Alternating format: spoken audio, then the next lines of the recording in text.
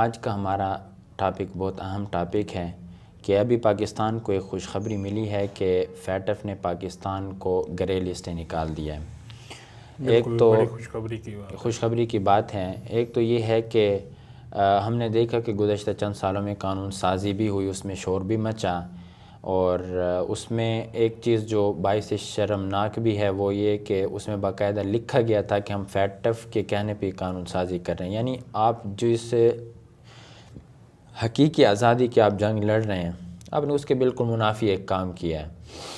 اب اس میں یہ ہے کہ فیٹف ہے کیا اور اس کے بنیادی کیا قوانین ہیں، اس کے کیا ایجنڈے ہیں، اس حوالے سے اگر آپ تھوڑا سا ناظرین کو آگاہ کر دیں تو تاکہ دیکھنے والوں اور سننے والوں کو ایک پتہ چل سکے کہ فیٹف بیسیکلی ہے کیا اور ہمیں فائدہ کیا ہوا ہے، تو یہ اگر آپ روشنی ڈال دیں۔ فیٹف بیسیکلی ہے فائنینشیل ایکشن ٹاسک فورس، یہ 1986 کی ہمارے وجود میں آئی ہے اور غالباً اس میں تقریباً 39-40 ممالک جو اس کے مطلب شامل ہیں، اس کے کنٹرول کرنے والے، اس میں بڑے ممالک سارے شامل ہیں۔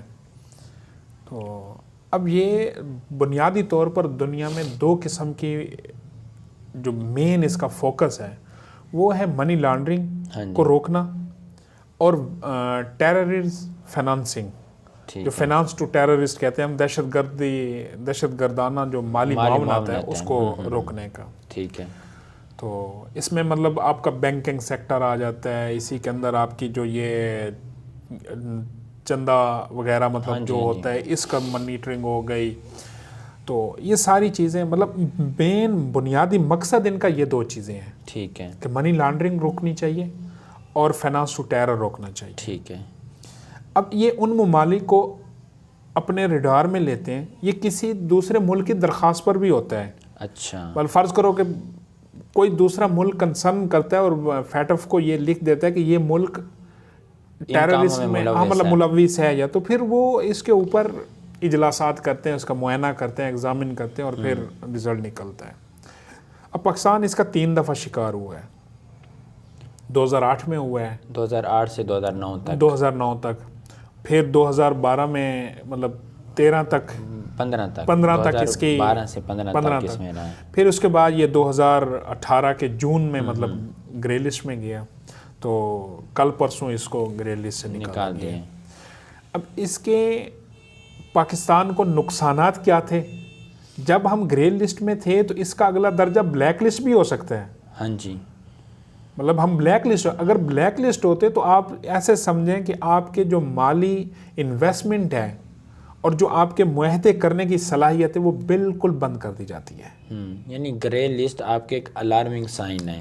یہ آپ ایک جیسے کہ نا تالاب کے اندر آپ کے ناک تک پانی آیا ہوا ہے یا آپ گڑھے کے کنارے پر کھڑے ہوئے ہیں، کنارے پر ہیں۔ اس میں بھی جب آپ کے بارے میں مطلب ایک بات کہہ دی جاتی ہے، اس کی مثال ایسے لے لو کہ پبلک کے اندر آپ کے بارے میں کہہ دیا جاتا ہے کہ یہ برا آدمی ہے۔ ہاں جی، ہاں جی۔ اب یہ ایک خدشہ ظاہر کیا کہ مجھے لگا ہے یار یہ بری حرکتوں میں ملوث ہے، تو معاشرہ اس کے بارے میں کانشیس ہونا شروع ہو جاتا ہے۔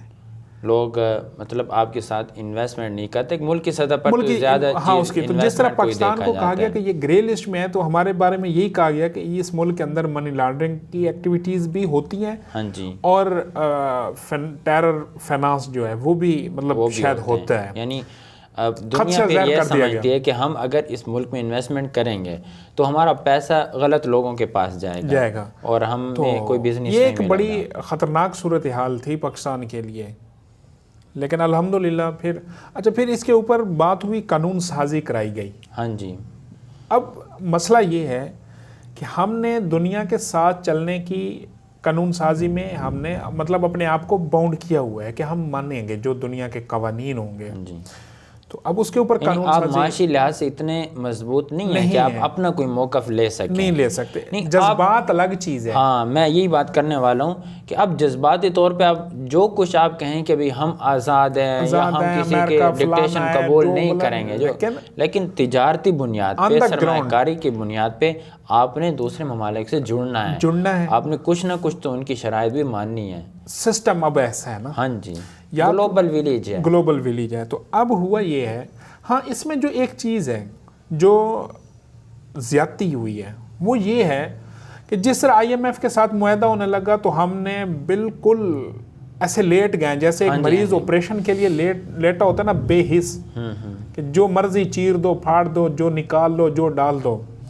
یہی کام ہم نے آئی ایم ایف کے ساتھ بھی کیا کہ آئی ایم ایف نے کہا آپ نے یہ کرنا ہے، ہم نے کہا اوکے سر. اوکے. پھر ہم نے یہ کہا، جب فیٹف نے ہمیں لسٹ تھما کے دی، پھر ہم نے کہا جی حضور. جی حضور. تو یہ چیز خطرناک ہے. اب اس میں ایک چیز میں آپ کو پوائنٹ کرنا چاہتا ہوں کہ جب یہ قانون سازی ہو رہی تھی، چاہے جن کو مطلب کچھ لوگ بھکاری کہتے ہیں کہ یہ ہیں وہ پارٹیاں، چاہے وہ پارٹیاں جو خود جان بوجھ کر بذام خود جد و جہد مطلب حقیقی آزادی کی جد و جہد کریں، وہ سب ایک پیج پر تھے. ابھی ان کی مخالفت کرنے والی صرف مذہبی پارٹیاں تھیں. مذہبی پارٹی تھی. مذہبی پارٹی کیوں تھی مخالفت میں؟ کیونکہ ان قوانین کا براہ راست شکار وہ ہو رہی تھی. نہیں اب وہ دیکھ رہے تھے نا. اب یہ بھی تو حقیقت ہے نا کہ انہوں نے شرائط لگائیں جو 34 نکات پہ عمل درآمد بھی ہو گیا. ٹھیک ہے، اس میں آپ یہ نقطہ بھی تھا کہ آپ نے دہشت گردوں کی فنڈنگ روکنی ہے، آپ نے منی لانڈرنگ روکنی ہے، لیکن بیسک ان کا جو بڑا مقصد یہ تھا کہ مدارس میں اصلاحات ہوں اور مدارس کا جو سسٹم ہو یہ ختم ہونا چاہیے. مدارس کا کیونکہ باقاعدہ میری گزارش یہ ہے کہ جو دہشت گردی کی تعریف ان کے ہاں ہے نا، ہاں جی وہ ہمارے ہاں مطلب وہ جہاد کو بھی دہشت گردی میں شمار کرتے ہیں. ظاہری بات ہے یہ مذہبی حلقے کا ایک مطلب ایک رکن ہے. ہاں جی تو اس لیے ان کو تکلیف پہنچی، وہ تشویش میں مبتلا ہوئے. اچھا، اس قانون سازی کا شکار بھی وہی ہوئے ہیں. ہاں جی. بہرحال اس میں یہ تھا کہ کچھ شخصیات کے نام دیے گئے کہ ان کو آپ لوگوں نے مطلب انڈر اریسٹ کرنا ہے، ان کی پابندیاں لگانی ہیں، ان تنظیموں کو آپ نے ختم کرنا ہے، ان تنظیموں کو بین کرنا ہے. ہاں جی. اور ان اداروں کو بین کرنا ہے، ان اداروں میں موجود ان لوگوں کو آپ نے مطلب وہ کنٹرول کرنا ہے. تو بہرحال پاکستان نے وہ ساری جو لسٹ تھی وہ ساری کی ساری پوری کر دی ہے. اچھا، اس میں نا انہوں نے قانون سازی ہوئی، اس پر عمل درآمد ہوا، کیا اس میں ہم سفارت کاری کے ذریعے بھی اپنے لیے کچھ ریلیف نہیں لے سکتے؟ وہی چیز ہم کہہ رہے ہیں کہ ہاں وہاں یہ ہو سکتا تھا کہ اگر آپ کی سفارت کاری بہترین ہوتی تو آپ وہیں بیٹھ کے کیا آپ اس کا مطلب یہ تھا جو میں نے ایکسیپٹ کیے ہیں کہ واقعی ہم ٹیرر ٹو فائنانس اور منی لانڈرنگ کرتے ہیں، ملوث ہیں. یعنی آپ جب ان کے سامنے کہہ رہے ہیں کہ ہم قانون سازی کریں گے اور ہم روکیں گے، مطلب پہلے آپ اس میں ملوث تھے. یہ اعتراف وہاں یہ سفارت کاری کے جوہر نہیں دکھا ہے کہ بھائی اس چیز کا تو ہم خود شکار رہے ہیں. آپ روکیں نا، مطلب میرا پیسہ آپ کے ممالک میں آ رہا ہے، آپ کی سرحد پار کر کے آ رہا ہے، جو میرے اب پاکستان کے اندر تو جو فرض کرو جو ٹیررزم ایکٹیویٹیز ہوئی ہیں، جو لوگوں بلاسٹ ہوئے، لوگوں کی جانیں گئی ہیں، کیا وہ پاکستان کے اندر سے ہوئی ہے؟ وہ بھی تو کہیں سے مطلب ان کو کہیں سے ویپن ملا، کہیں سے ان کو ہیلپ آؤٹ کیا گیا. تو ویپن بھی وہیں سے ملا کہ جہاں جو لوگ آپ کے خلاف درخواست دے سکتے ہیں، جو مجھے بلیک لسٹ کرانے کے لیے بھاگ دوڑ کر رہے تھے. ہاں جی، تو یہ سفارتکاری ہم نے اس میں نہیں.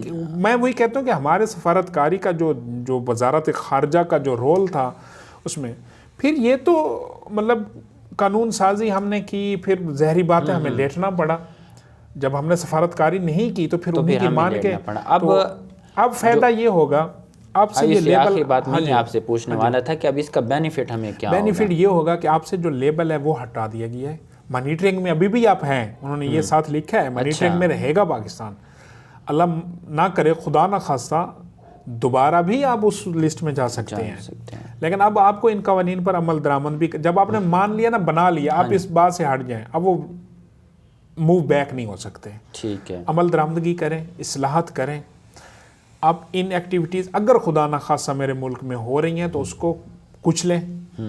کوئی بھی کر رہا ہے. لیکن اس میں حقیقی طور پر ایسا نہ ہو کہ بہانہ کوئی اور ہو، آپ بہانہ ٹارگٹ کچھ اور ہو، ٹارگٹ جس طرح عالمی دنیا کی یہ فیٹف کا ٹارگٹ ہی کچھ اور ہے۔ یہ فیٹف ہمارے فائدے کے لیے تو نہیں ہے، یا ہم یہ نہیں تسلیم کرتے کہ فیٹف واقعی ٹیررزم کو ختم کرنا چاہتی ہے، ان کا مدہ نظر اور ہے، ان کا مطمع نظر تو پاکستان میں، خصوصاً پاکستان میں عدم استحکام ہے، اور مدارس جو کردار ادا کر رہے ہیں یا جو تعلیمات دے رہے ہیں ان کو کچلنا، ان کو ختم کرنا ہے، اور اس کے حوالے سے وہ پورا گھیرا بناتے ہیں اور سارا سسٹم ترتیب دیتے ہیں۔ اب اس سے ہوگا یہ کہ آپ کے پاس اب انویسٹمنٹ، اب آپ نے دنیا کو اعتماد دلا ہے کہ نہیں ایسا نہیں ہے، ہمارے ملک کے اندر منی لانڈرنگ بھی کنٹرول ہے، نہیں ہوتی، ٹیرر فنانس بھی نہیں ہوتا، آپ آئیں، پروجیکٹس لگائیں، انویسٹمنٹ کریں، مطلب ہم آپ کو پروٹیکٹ بھی کریں گے، آپ کا یہ بھی ہم کہتے ہیں کہ آپ کی جو مالی وہ انویسٹمنٹ ہے وہ کسی اور ایکٹیویٹی میں نہیں جائے گی۔